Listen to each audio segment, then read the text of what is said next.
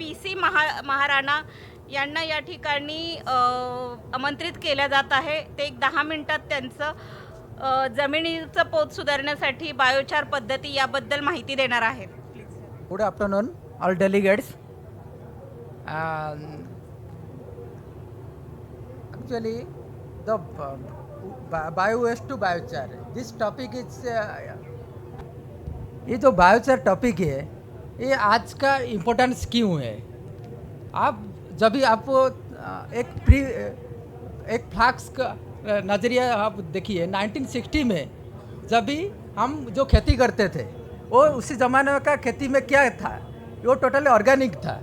किंतु हम जब ग्रीन रिवोल्यूशन शुरू हुआ और हम इसमें केमिकल फर्टिलाइज़र तरफ में हम ज़्यादा अग्रसर हुआ और उसी में क्या हुआ ना, हमारा जितना सॉइल के लिए जो उतना कार्बन का ज़रूरत था हम इसमें डे बाय डे इसको डिक्लाइनिंग फेज में आया और इसमें हम जो इनपुट में कंपोस्ट और ऑर्गेनिक इनपुट हम इसमें कम खेती में यूज किया है और इसी चक्कर में हम जो ऑर्गेनिक मैटर का डिक्लाइन सॉइल में शुरू हो गया।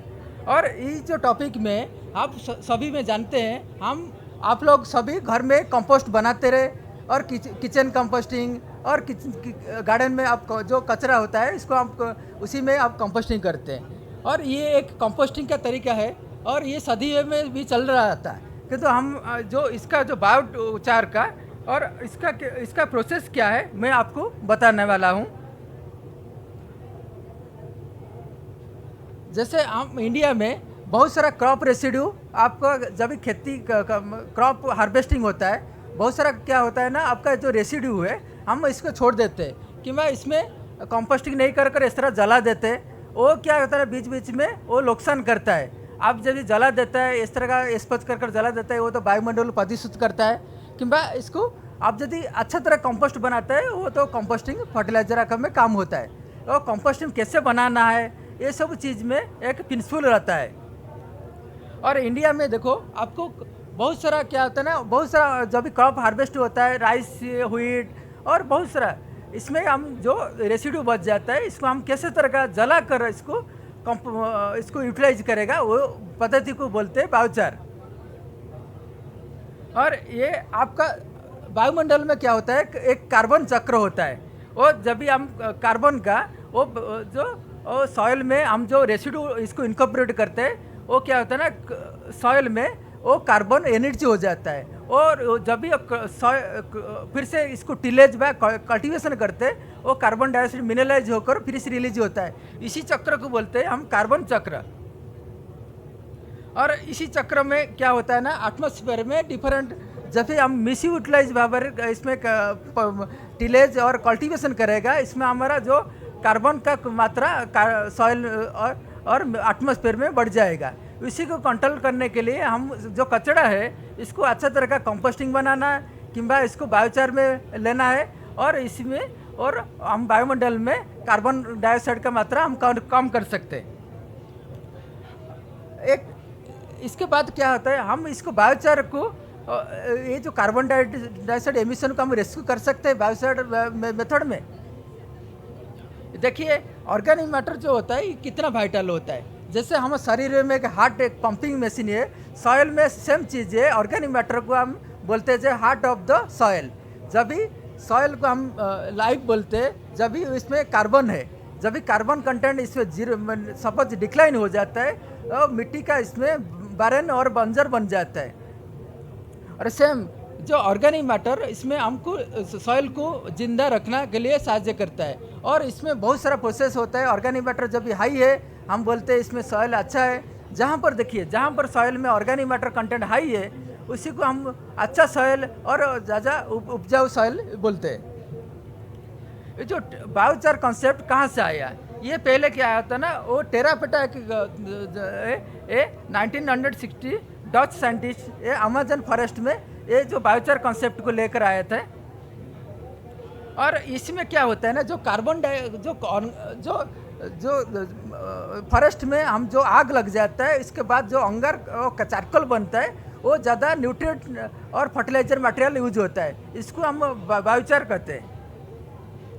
देखो जिसमें जो और जो फॉरेस्ट में जो आग लगता है उसके बाद जो अंगार बनता है और चारकोल बनता है, इसको हम कैसे खेती में उपयोग करेगा, उसी का मेथड को हम बायोचार बोलते हैं। और ये पहले ब्राज़ील अमेज़न फॉरेस्ट में वो कॉन्सेप्ट आया था। और पहले तो इसको जानिए जो कार्बन और बायोचार क्या है। It is A carbon rich by product of low temperature paralysis. यदि हम हाई टेम्परेचर करेगा वो कार्बन डाइऑक्साइड में वो एमिशन हो जाएगा, किंतु इसमें low temperature with low oxygen condition में इसको हम जलाएगा तो इसमें बायोचार प्रोडक्शन होगा। इसको known as charcoal, biomass derive black carbon और एग्रीकल, और ये फॉर्म अंडर द कंप्लीट और partially exclusive of oxygen at a low temperature between the 400 to 500 degree centigrade. And biochar is when, तो बायोचार में क्या होता है ना, इसका ज़्यादातर का फर्टिलाइजर वैल्यू है।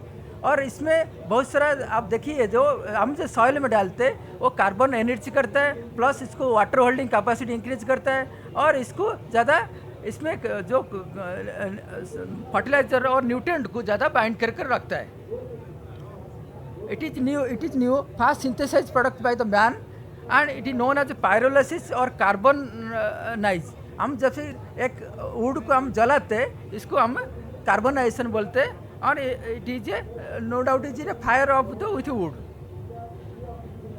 Different method of biochar production, जैसे हम बायोचार को हम जैसे कंपोस्ट में एक अनारेबी कंडीशन में प्रोडक्शन करते हैं, बायोचार को सेम चीज़ में हम क्या करते हैं ना, जैसे वुड को हम जला कर इसमें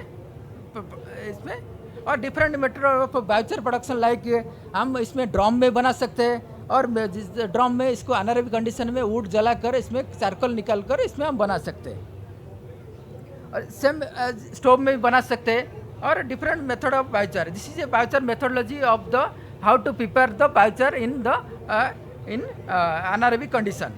this is a mechanism and this is I T K अब बायोचार, जैसे हम बायोचार जैसे आपको क्रॉप रेसिड्यू को,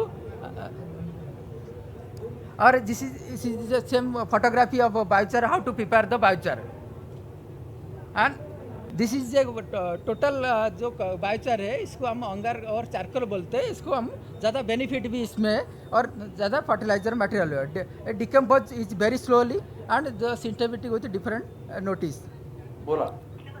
And this is the biochar properties of different. This is compared to the rice, straw, maize or carbon. This is the high fertilizer value and properties are high. कीजिए बोलिए इस चीज क्या काम किया, कोई सवाल जवाब है तो पूछने लगाइए, बाकी बंद कर दीजिए। ओके सर, ते मेमेंटो देऊन टाकेगा ना। हां, कुणाचे काही प्रश्न असतील तर 1-2 मिनिटात विचारू शकता। this is biochar के लिए आपको इस new concept and it is A polish needed in this aspect. चलो अपना मोबाइल नंबर दे दीजिए ताकि लोग किसान आपके संपर्क कर पाए। Okay sir, my mobile number 952115 अरे लिखने दीजिए धीरे धीरे जरा। 95211095। चलो बहुत बहुत धन्यवाद, thank you so much. Okay thank sir, you doctor Maharana okay sir. Sir.